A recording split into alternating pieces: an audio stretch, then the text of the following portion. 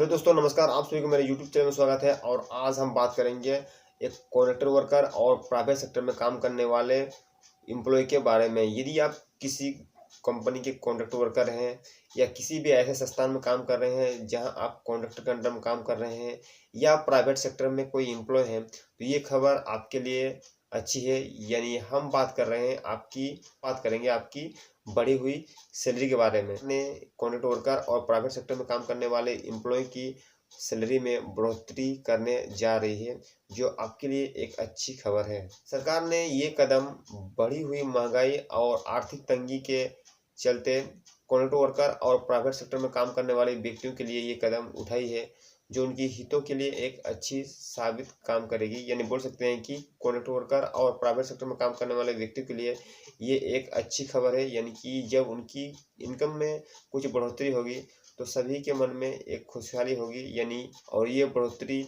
सरकार ने महंगाई और आर्थिक तंगी के चलते ये पैसा बढ़ाई है। सरकार के इस फैसले से लाखों व्यक्तियों की जीवन में कुछ बदलाव आएंगे। या ये बोल सकते हैं कि लाखों जो प्राइवेट सेक्टर में काम करने वाले जो मजदूरों के जीवन में एक खुशहाली आएगी। सरकार के इस फैसले से लाखों मजदूरों की सैलरी में कुछ बढ़ोतरी होगी, जिससे उनके जीवन में कुछ अच्छी संकेत लाएगी। यानी बोल सकते हैं कि उनके जीवन कुछ बेहतर ढंग से जीवन यापन हो सकेंगे। सरकार का मानना है कि यदि कॉन्ट्रैक्टर वर्कर के या फिर किसी भी प्राइवेट सेक्टर में काम करने वाले अगर एम्प्लॉय के यदि वेतन में हम बढ़ोतरी कर देते हैं तो उनकी जो क्रय शक्ति बढ़ जाएगी। यानी बोले कि उन्हें खरीदने की शक्ति बढ़ जाएगी, जिससे अर्थव्यवस्था मजबूत हो जाएगी। इसीलिए सरकार ने ये कदम उठाई है।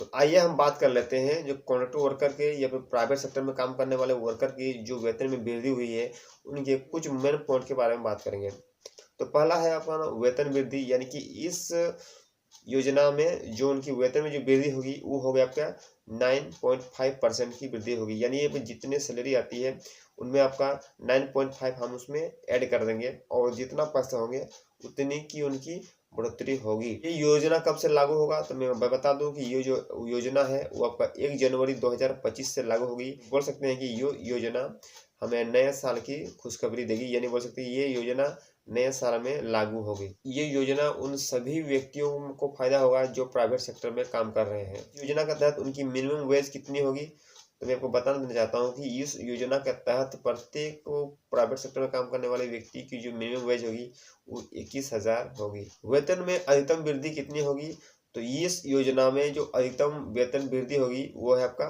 5,000।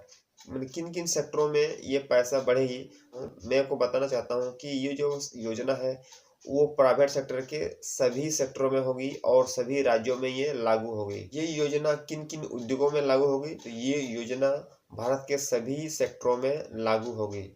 इस डाटा से हमें ये ज्ञात हो चुका है कि ये जो योजना है वो 1 जनवरी 2025 में लागू होगी।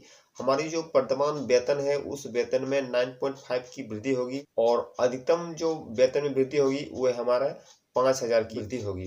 तो आइए हम इसको एक डिटेल से समझते हैं। मान लीजिए किसी व्यक्ति का यदि सैलरी 20,000 है तो 1 जनवरी 2025 के बाद उनकी सैलरी कितनी होगी। यदि किसी व्यक्ति का जो वेतन अगर 20,000 है तो 1 जनवरी 2025 में उनकी जो वेतन में वृद्धि होगी वो होगा आपकी 9.5। यानी बोल सकते हैं कि उनकी यदि हम 20,000 में 9.5 निकालते हैं तो हमें प्राप्त होता है 1,900 रुपया। तो इस तरह हम बोल सकते हैं कि 20,000 में यदि हम 1,900 जोड़ देंगे तो हमें प्राप्त 21,900 रुपया। ठीक इसी प्रकार यदि किसी व्यक्ति का यदि मासिक वेतन 30,000 है तो 1 जनवरी 2025 के बाद इसकी जो मासिक जो वेतन होगा उसमें हम 9.5 को हम ऐड कर देंगे। यानी हम 30,000 का 9.5% हम उसको निकालेंगे।